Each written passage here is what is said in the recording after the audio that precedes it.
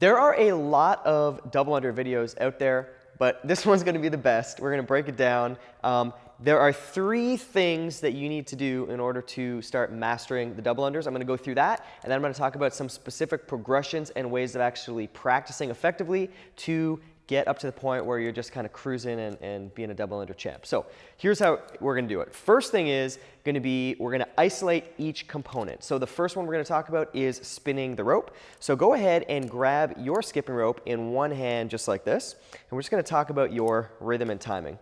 So obviously if we're doing a double under, we need to spin the rope twice, and we need to do that really fast. So if this is my sort of single skipping speed, for a double under, I need to go 1, 2.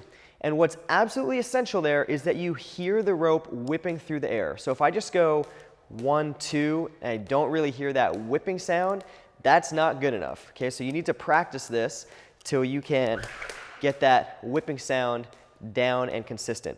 Now, I also want to try to use my wrist as much as possible in that double under. So I don't want to have a big arm movement. That's going to tire me out and be less fast and less efficient. I just want to get to the point where I can whip it with my wrist. So that's thing number 1. You just want to practice exactly what I was just doing there for probably a minute or 2 per side. Just a couple single skips, 1, 2, single, single, 1, 2. Get that timing down so you don't really have to think about it. It just becomes automatic. So that's our rope turning. Second thing is going to be our skipping bounce or our jump. So the key things here is that it's just an exaggerated or slightly higher version of my single skip, right? I'm bouncing for my single skips. My double skip is just a little bit higher. I don't have to do anything crazy, and I definitely don't want to kick my heels. That's a huge mistake.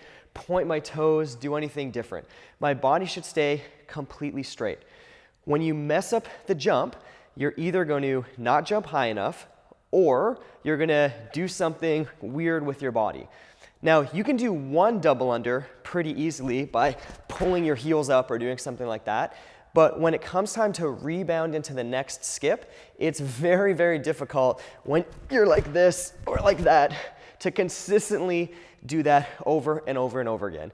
We want to be as efficient as possible, so it's just as effortless as we can make it to get that double under, and that starts with practicing a good jump mechanic and being as strict as possible on that as you progress and practice the skill. The third thing is the timing of putting the jumping and the rope turning together and syncing it up in the right way.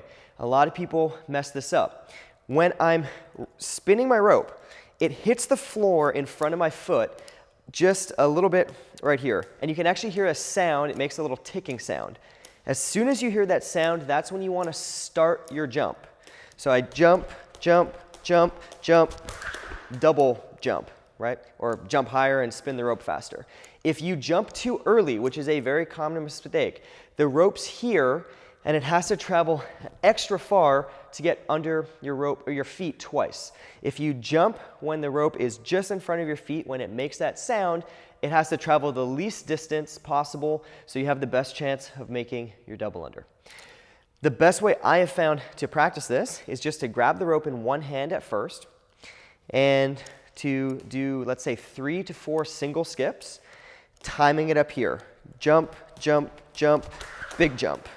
At first, just do that. Just stop. Then reset. Jump, jump, jump, jump, jump, jump, jump, jump.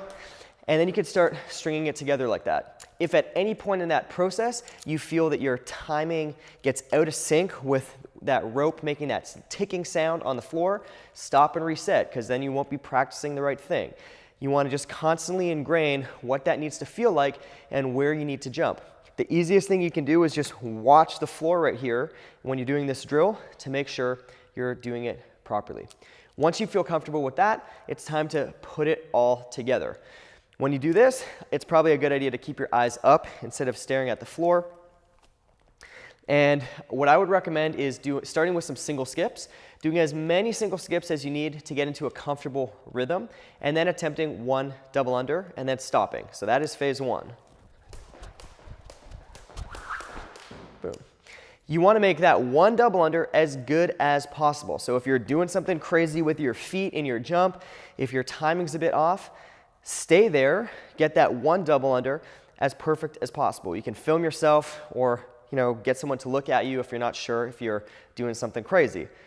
Once you can do that, now your goal is to do one double under, a bunch of single skips, another single double under, a bunch of single skips, and go up to the point where you can consistently get 10 unbroken double unders, again with single skips in the middle, and that's going to be your big milestone.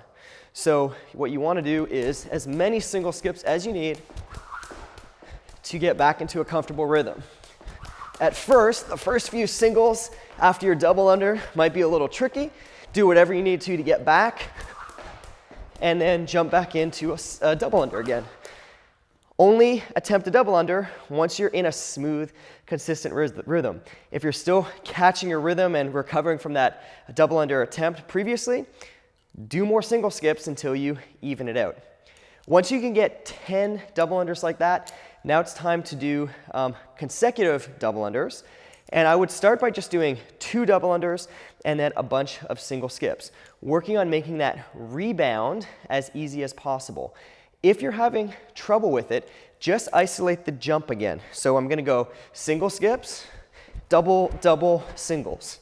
And just get used to rebounding back into that high jump multiple times in a row. That will go a long way to enable you to do consecutive double unders. In terms of a couple efficiency tips, the guy behind the camera is a double under pro. His big tip was just to make sure you don't keep the arms too far away from you. Your arms are going to get a lot more tired out here than if they are in here. So that is a progression to start mastering double unders. As you get better and better at it, you can play around with, trying to do them as fast as possible, and then trying to find different paces where if you have a large chunk of double unders that you want to do in a row, you can actually slow the pace down, relax, and kind of stay a little easier in that movement. I hope that helped. If you guys have any questions, put them in the comments below, and I will try to hit you back and troubleshoot your double under problems.